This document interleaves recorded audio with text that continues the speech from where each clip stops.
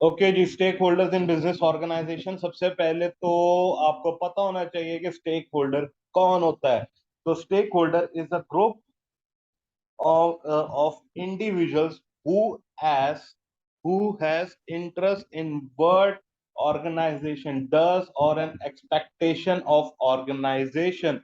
इसकी एक और डेफिनेशन भी है कि जी stakeholders are those who can affect the organization and who can be affected by the organization. ठीक है, दोनों में से कोई भी आप डेफिनेशन कर लिखोगे तो काम करती है। सर स्टेक होल्डर कौन है भाई?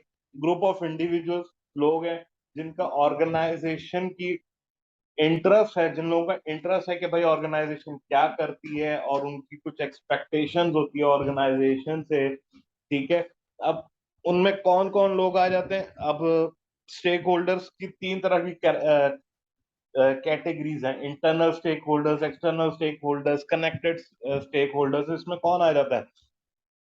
इसमें जनाब एम्प्लॉय भी आ जाते हैं, इसके अंदर मैनेजर्स आ जाते हैं, इसके अंदर डायरेक्टर्स आ जाते हैं, इसके अंदर शेयर होल्डर्स आ जाते हैं, इसके अंदर गवर्नमेंट आ जाती है, इसके अंदर टैक्सेशन रेगुलेटरी अथॉरिटीज आ जाती हैं, इसके अंदर फाइनेंस प्रोवाइडर्स आ जाते हैं, इसके अंदर कस्टमर आ जाता है, इसके अंदर सप्लायर आ जाता है, इसके अंदर फ्यूचर जनरेशन आ जाती है। अब आप कहोगे कि hold on brother, future generation जो अभी जमी भी नहीं, वो कहाँ से आ गई? भाई जो आज आप हरकतें कर रहे हो, ठीक है, आज आप लेट से यूं एग्जांपल उठाओ, पाकिस्तान में सैलाब आया हुआ है बुरी तरह से, ठीक है, डैम्स आप बनाते नहीं है और रोज को सैलाब आते हैं, तो हम लोग अपनी फ्यूचर जनरेशन के साथ कर क्या रहे हैं कि हम लोग पानी सेव नहीं कर रहे। कल को जब हम लुढ़क जाएंगे और फ्यूचर जनरेशन आएगी, वो तो मैं कहेंगे हम लोगों को गालियां देंगी हम्म। कि जी हमारे दादा परदादा जो है वो उन्होंने कुछ कुछ किया डैम नहीं। शैम ही नहीं बनाए, तो कुछ किया ही नहीं, तो हम लोग जो है वो कहद में रह रहे हैं। सो इस तरह फ्यूचर जनरेशन अफेक्ट होगी। इवन जो वो सी व्यू में मछली जो है समुद्रों के पानियों में जो मछली है वो भी स्टेक होल्डर है। वो कैसे स्टेक होल्डर है कि वो वहां पे जाके तुम लोग जो कचरा फेंक कर आते हो, थैलियां फेंक कर आते हो और उसके मुंह पे जाके लगती हो, वहीं से गाली देती होगी साला, खुद तो तमीज से रहता नहीं है, साड़ी भी ऐसी तैसी कर दी मत भाई। मत मारी। ठीक है, तो इस तरह से ये जो है वो आपके स्टेक होल्डर्स हो गए। फिर agency, agency is defined in relation to a principal. ठीक है, इट मींस भाई जो ऑनर है बिजनेस का वो कौन है? वो आपका प्रिंसिपल है। वो क्या करता है? ऑब्वियसली उसके पास इतना टाइम नहीं है, वो सेठ है, वो क्या करता है? वो अपने बिहाफ पे बंदे रखता है कि वो उसको आए कॉन्ट्रैक्ट्स वगैरह करें और उसको कमा के दें। ठीक है, तो जो अपने बिहाफ पे बंदे रखता है वो कौन होता है? वो एजेंट होता है। ठीक है जी।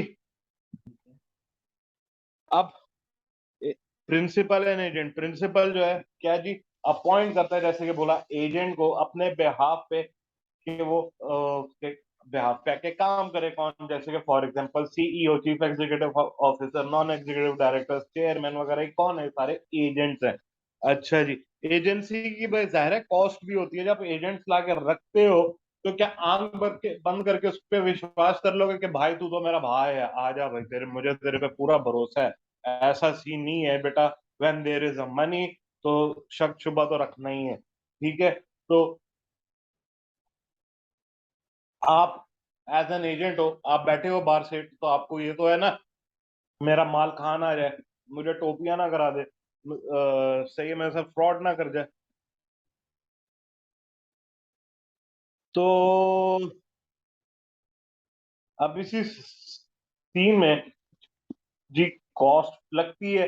ज़ाहिर उसको आपने मॉनिटर करना है, डायरेक्टर्स वगैरह को किस तरह काम करना है, आपने कंट्रोल्स वगैरह लगाओगे तो उसकी कॉस्ट होती है। वो कॉस्ट क्या है? वो एजेंसी कॉस्ट।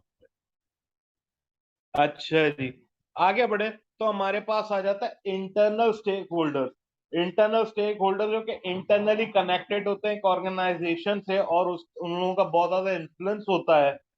ठीक है, ऑर्गेनाइजेशन के और अपने ऑब्जेक्टिव्स वगैरह को देखते हुए, जैसे कि भाई इसकी एग्जांपल कौन हो गए? एम्प्लॉयज हो गए, मैनेजर्स हो गए, डायरेक्टर्स हो गए।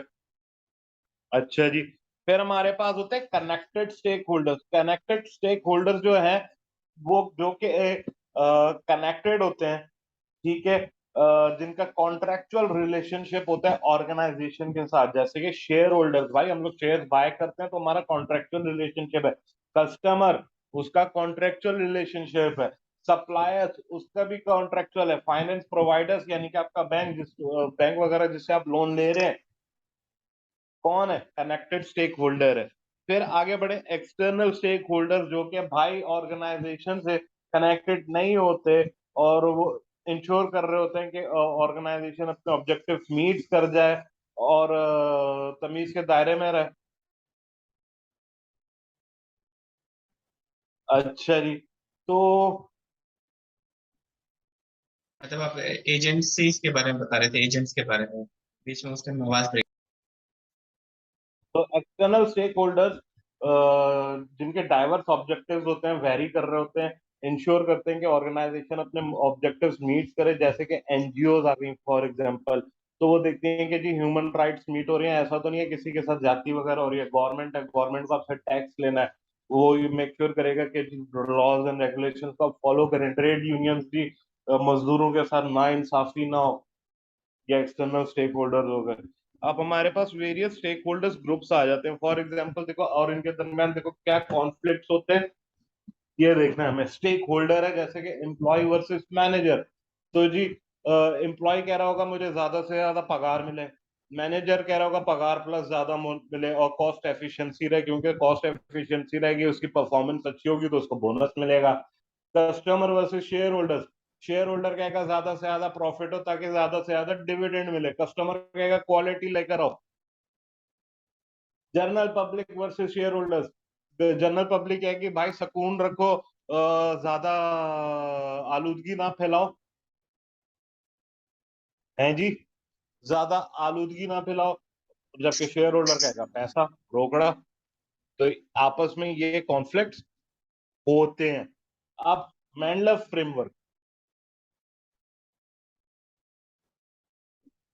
इसको मेंडल्स ये मैट्रिक्स। कॉन्फ्लिक्ट्स कॉन्फ्लिक्ट्स किस तरह रिजॉल्व करने हैं और किस शेयर होल्डर को कितनी अहमियत देनी है, कितना ख्याल रखना है किस शेयर होल्डर का, ये आपको मैंडलव भाई ने बताया। 2x2 के उसने दो कॉन्ट्रैक्ट्स आपको दे दिए हैं, ठीक है। ये लेवल ऑफ इंटरेस्ट, और इधर इसने आपको दिया लेवल ऑफ पावर, ठीक है। 2x2 के टोटल 4 बन गए, लो हाई लो हाई। तो भाई लो पावर है, लो इंटरेस्ट है, ठीक है। तो इखलाकी तौर पे उसको थोड़ा सा उसके ऊपर एफर्ट्स लगाने हैं, थोड़ा बहुत उसको इनपुट देना है इखलाक के तौर पे। ऐसा नहीं है कि बिल्कुल ही उस बेचारे को इग्नोर कर दोगे ऐसे स्टेक होल्डर को, ऐसे शेयर होल्डर को। अच्छा जी, लो पावर है लेकिन इंटरेस्ट हाई है।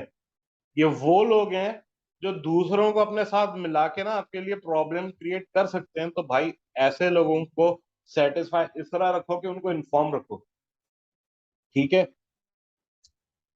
फिर हाई पावर लो इंटरेस्ट, ये कौन है? ये गवर्नमेंट, ठीक है। ये सोता हुआ शेर है, ये शेर अगर जाग गया ना तो ये आपके लिए प्रॉब्लम क्रिएट कर देगा। तो भाई इसको सेटिस्फाइड रखो, इसकी रिक्वायरमेंट्स पूरी करते रहो, दैट्स, ठीक है जी। फिर हमारे पास आ जाता है हाई पावर हाई इंटरेस्ट, दोनों चीजें हाई है।